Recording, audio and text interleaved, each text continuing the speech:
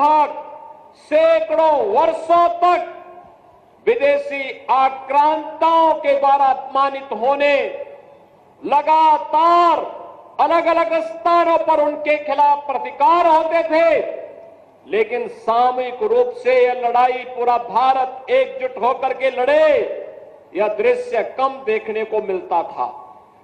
1857 का प्रथम स्वतंत्र समर पूरे देश को एकजुट होकर के लड़ने के लिए एक नया उत्साह और एक नए उमंग के साथ आगे बढ़ता हुआ दिखाई दिया है।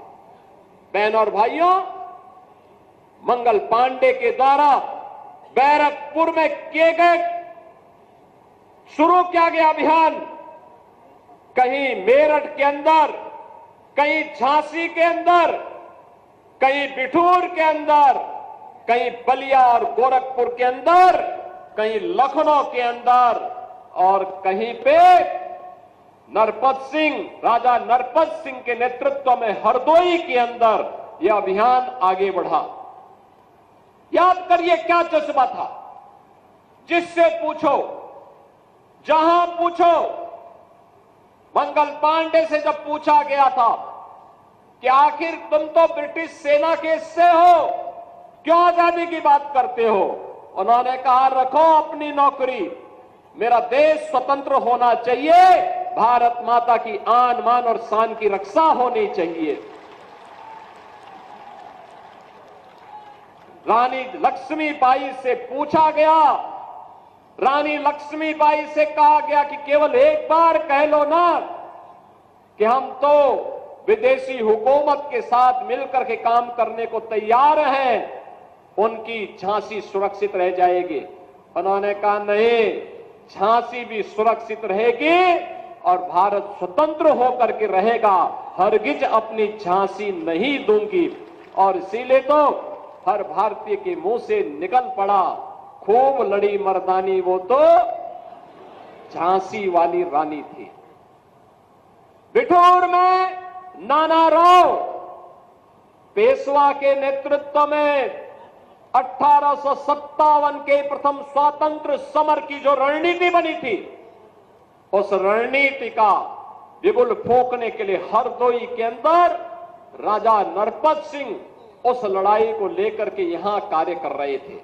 और आज हम जिस स्थान पर हैं, ये उनका दुर्ग कहलाता था, ये उनका किला था।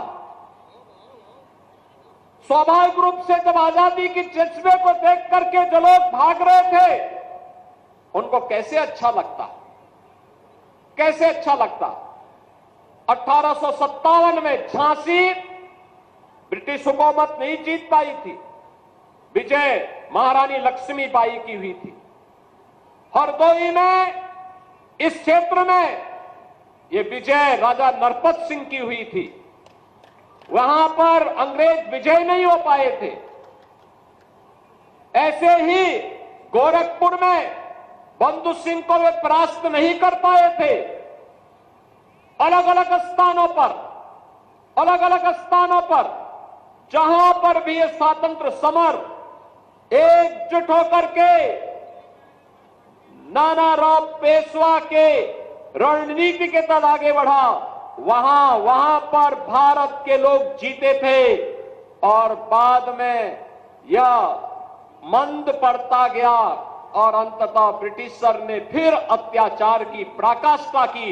और जिसका एक उदाहरण आपके सामने महाराजा नरपत सिंह का यह दुर्ग भी है, जो खंडरों में तब्दील होकर के आज वहां पर एक टीले के रूप में मात्र बचा हुआ है।